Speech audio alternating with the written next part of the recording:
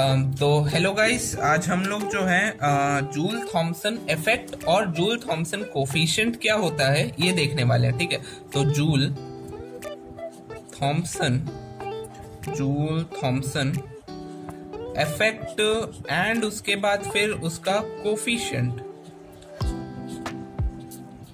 तो पहले तो समझ लेते हैं जूल थॉमसन इफेक्ट होता क्या है। ठीक है, तो इमेजिन करो कि मैंने जो है एक गैस लिया इस चेम्बर में, ठीक है, और यहाँ पे एक स्लाइट ओपनिंग है, ठीक, बहुत ही छोटी सी ओपनिंग है, और दूसरा एक चेम्बर है, दूसरा चेम्बर कह सकते हैं यहाँ पे चलो दो चेम्बर हैं और दोनों जो है एक बहुत ही छोटे नैरो ओपनिंग से जुड़े हुए हैं। ठीक है, ये समझ में आ रहा है। इसके अंदर मैंने जो है एक गैस भर दी है। आई होप ये गैस दिख रही है, हाँ दिख रही है। अब मैं क्या करने वाला हूँ, एक पिस्टन को इस डायरेक्शन में बहुत ही तेजी से हाई प्रेशर के साथ पुश करूंगा, तो ऑब्वियसली इस होल के थ्रू गैस इस साइड जाएगी, है ना। तो इस साइड जब जाएगी तो यहाँ पे तो प्रेशर बहुत कम है, ठीक है, तो प्रेशर कम होने की वजह से गैस एक्सपैंड करेगी। गैस एक्सपैंड हुई, इसका मतलब जो है उस गैस में हल्का सा कूलिंग इफेक्ट होगा। तो इस गैस का कूल होना प्रेशराइज करने की वजह से इस सेटअप को, इस ये जो इफेक्ट हो रहा है, इसे जूल थॉमसन इफेक्ट कहते हैं। आई होप समझ में आ रहा होगा। तो जूल थॉमसन इफेक्ट क्या होता है, एक गैस को जब हम लोग प्रेशराइज करते हैं छोटे से होल से, जिसे हम लोग पोरस प्लग भी कहते हैं, ठीक है, इसके थ्रू जब दूसरे लो प्रेशर एरिया में भेजते हैं तो गैस जो है एक्सपैंड होती है, उसकी वजह से वो कूल हो जाती है। तो इस इफेक्ट को जूल थॉमसन इफेक्ट कहते हैं। ठीक है, आई होप ये समझ में आ रहा होगा। तो ये जो इफेक्ट होता है ये हमारे फ्रिजेस में बहुत होता है। फ्रिज, तुम लोगों ने फ्रिज देखा है, फ्रिज में हम लोग यही सेम चीज का यूज करते हैं ताकि फ्रिज को ठंडा कर सके। ठीक है, चलो तो अब हम लोग जूल थॉमसन इफेक्ट के डेरिवेशन में जाने से पहले, कोफिशिएंट कैसे निकालते हैं ये समझने से पहले हम लोग ये समझ लेते हैं, पहले कुछ टूल्स ले लेते हैं, है ना। जैसे मान लो जब कंस्ट्रक्शन करने जाते हैं, कोई काम कुछ बनाने जाते हैं, तो या फिर मान लो सर्विसमैन जो है आता है सेट टॉप बॉक्स बनाने या फिर फ्रिज बनाने या कोई भी इलेक्ट्रॉनिक आइटम बनाने, तो वो क्या करता है, वो सारे टूल्स लेके आता है ना। तो वैसे ही हम लोग को भी क्या करना होगा, पहले टूल्स सारे ले लेने होंगे। तो टूल्स मैं तुम्हें दिए दे रहा हूँ, कुछ इक्वेशंस दे रहा हूँ जो हमारे बहुत काम आएंगी। जैसे कि H जो है एंथैल्पी होता है, उसकी वैल्यू होती है U प्लस PV। ठीक है, चलो, और जूल थॉमसन इफेक्ट के लिए ये एज अ कांस्टेंट ट्रीट होता है।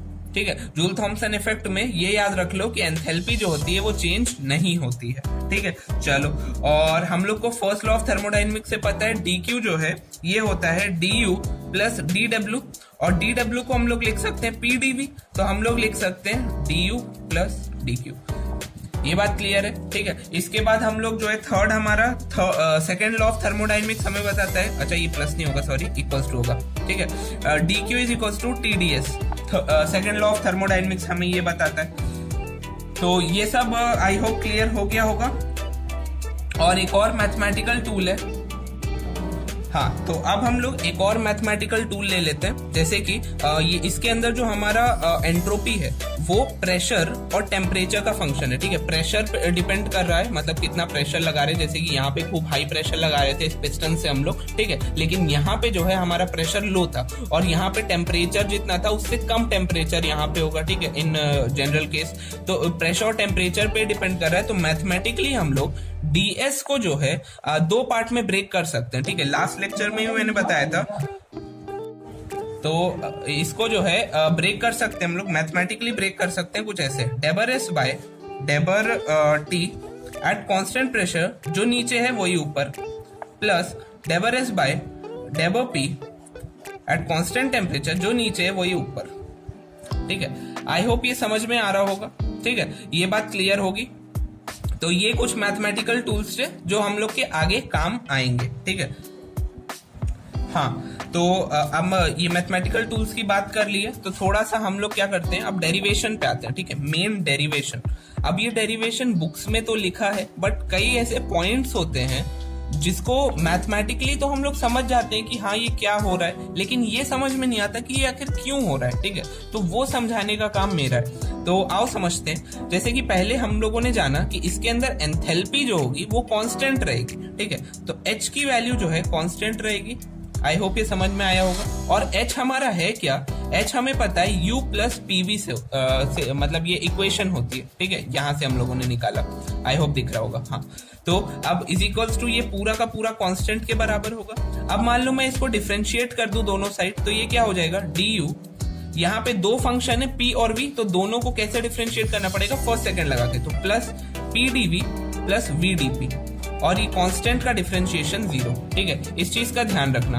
अब क्या करने जा रहे हैं हम लोग, अब अगर तुम गौर से देखो तो ये जो पार्ट में जो अंडरलाइन कर रहा हूं, दिख रहा है ये पार्ट, तो ये जो पार्ट है इसको हम लोग dq लिख सकते हैं फर्स्ट लॉ ऑफ थर्मोडायनेमिक्स से। यहाँ पे देखो ये जो दूसरा मैं अंडरलाइन कर रहा हूं, du प्लस pdv की वैल्यू dq है, du प्लस pdv की जगह dq, तो dh क्या हो जाएगा मेरा, dq प्लस क्या आ जाएगा यहाँ पे vdp, ठीक है, इक्वल्स टू 0, ठीक है, ये समझ में आ रहा होगा। अब dq की जगह देखो मैं tds लिख सकता हूँ, ये दोनों फिंगर्स मेरी दिख रही होंगी, dq की जगह tds, तो लिख दो dh is equals to tds plus vdp is equals to 0, ठीक है। तो यही इक्वेशन हम लोग को निकालनी थी अभी तक के लिए, फॉर द टाइम बिंग यही इक्वेशन चाहिए थी।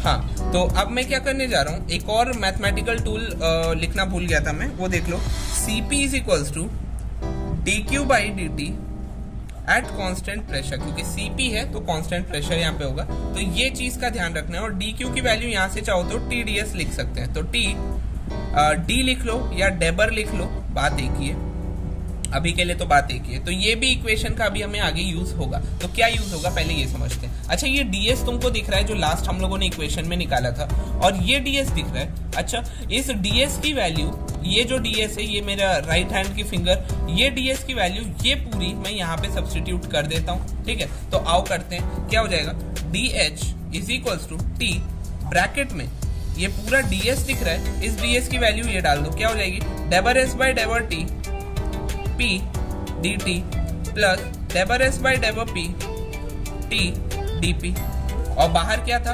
Plus vdp is equals to 0। I hope ये बात समझ में आई होगी, ठीक है। अब तुम्हें दिख रहा है डेबर s बाई डेबर t और अंदर t, तो ये क्या बन जाएगा हमारा, cp बन जाएगा, ठीक है। तो यहां से पहले मैं t को एक काम करता हूं, अंदर मल्टीप्लाई कर देता हूं, ठीक है। तो ये t का मल्टीप्लाई अंदर कर दे रहा हूं मैं, t यहाँ पे हो जाएगा डेबर s बाई डेबर t p dt plus t डेबर s बाई डेबर p t dp plus v dp is equals to 0। I hope ये क्लियर होगा। अब देखो ये जो वैल्यू है जो मैं अंडरलाइन कर रहा हूं,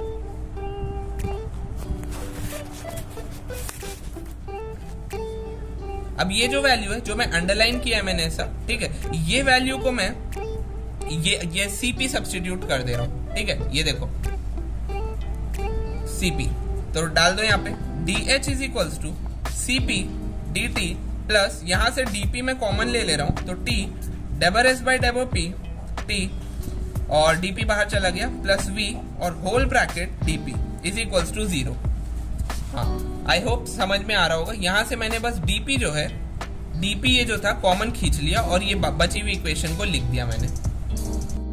बस कुछ स्टेप और बाकी है, यहां से मैं cp dt की वैल्यू निकाल लेता हूं, इस बाकी सबको उधर फेंक के। तो cp dt की वैल्यू क्या आ जाएगी, cp dt is equals to ये माइनस का t डेबर s बाई डेबर p t plus v dp, ये प्लस का था उधर जाके पूरा का पूरा माइनस का हो गया। आई होप ये वाली बात समझ में आई होगी, ठीक है। चलो ये बात क्लियर हो गई, तो बस अब हम लोग की जो डेरिवेशन ही होने वाली है। अब मैक्सवेल का इक्वेशन, अगर तुम लोग को फोर्थ इक्वेशन याद हो मैक्सवेल की फोर्थ इक्वेशन हम लोग यूज करने जा रहे हैं।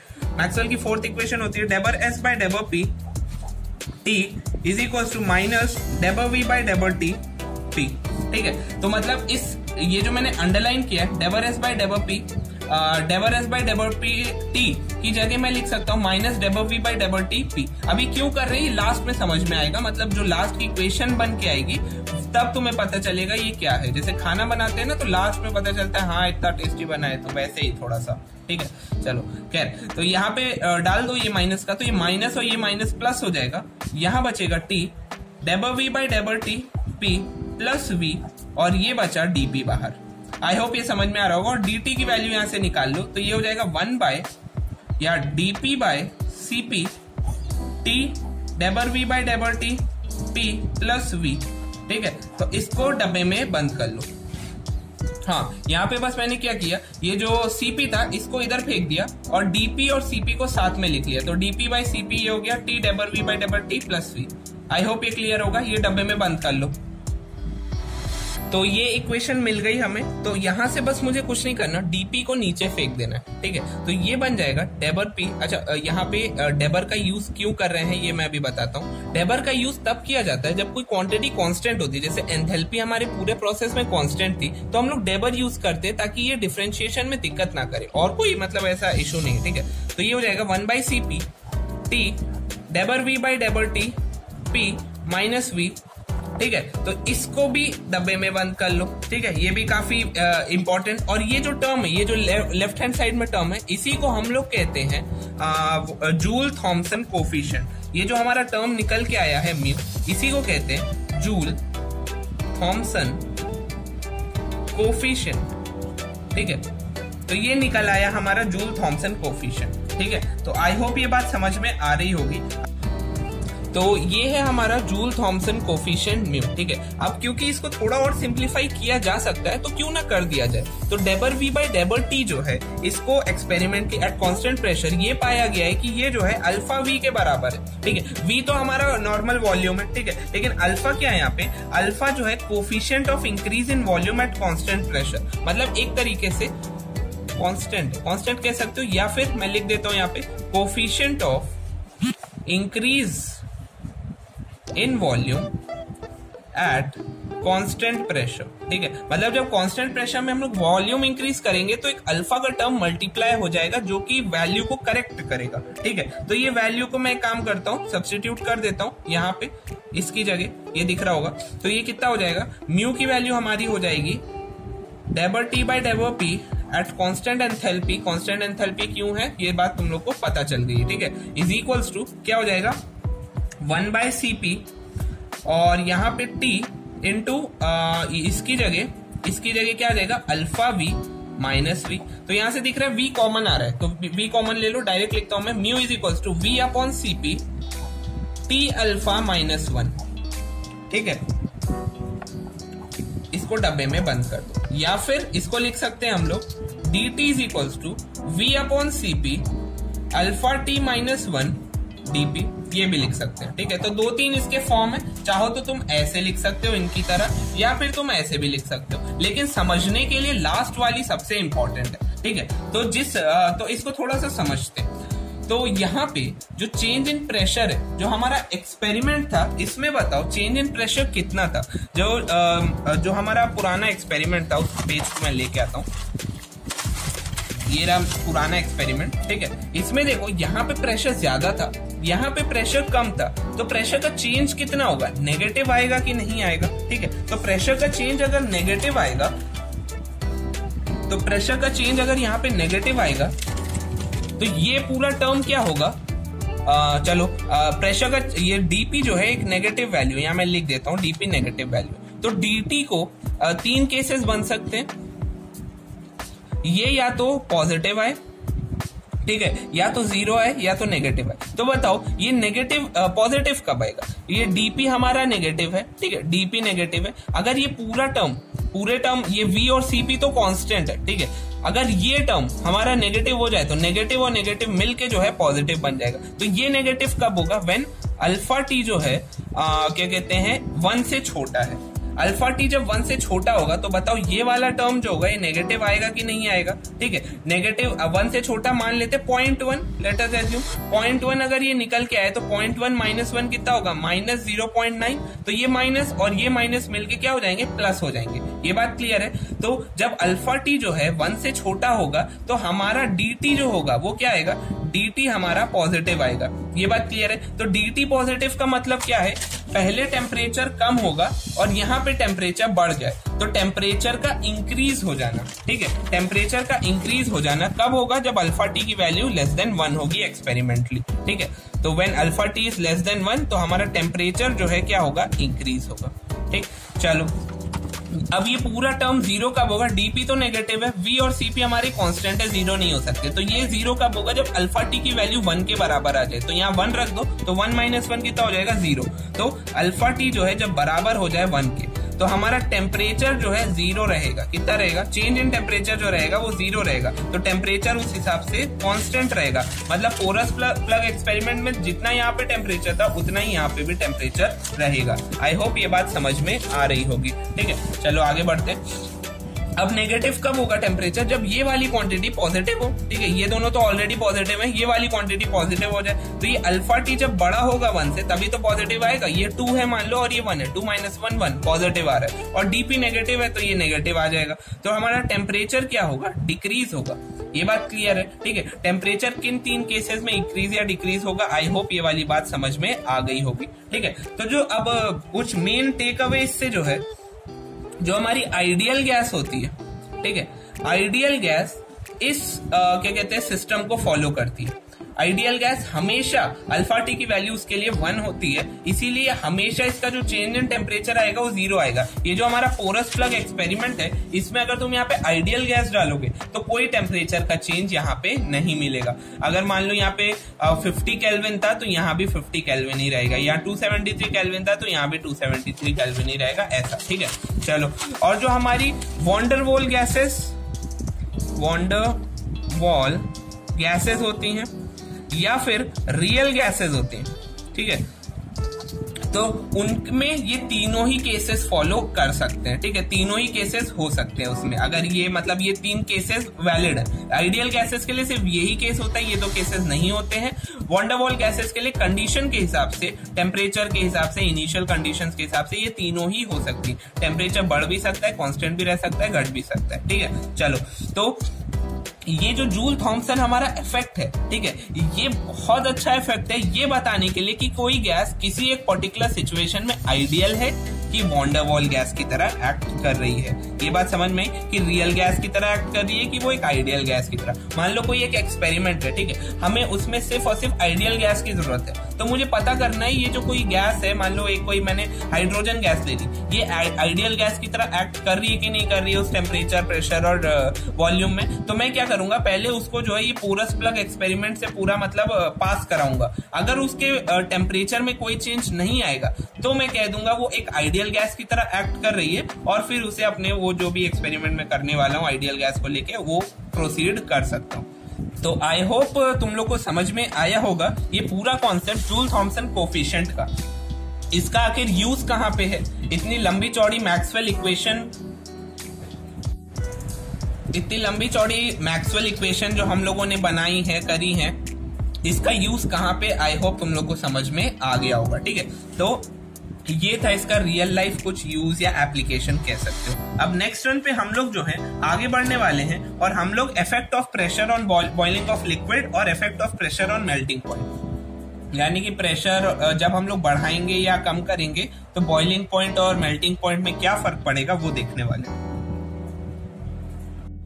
और नेक्स्ट रन पे ही हम लोग ये जानेंगे कि जो हिमालयाज जैसी जगह है वहां पे राइस को कुक करने में, और यहाँ रियल जो हम लोग जहाँ घर पे रहते हैं, ठीक है, पहाड़ी इलाके में जो नहीं रहते, नॉर्मल एरियाज में जो रहते हैं, उनको वहां पे राइस कुक करना या खाने बनाने में क्या फर्क आता है, ठीक है, क्या प्रॉब्लम्स फेस करनी पड़ती उन लोग को, ये सब हम लोग देखने वाले हैं नेक्स्ट रन पे। ठीक है, तो नेक्स्ट वीडियो कल आ जाएगी, तो तब तक के लिए पढ़ते रहो और झंडे काटते रहो। Bye bye.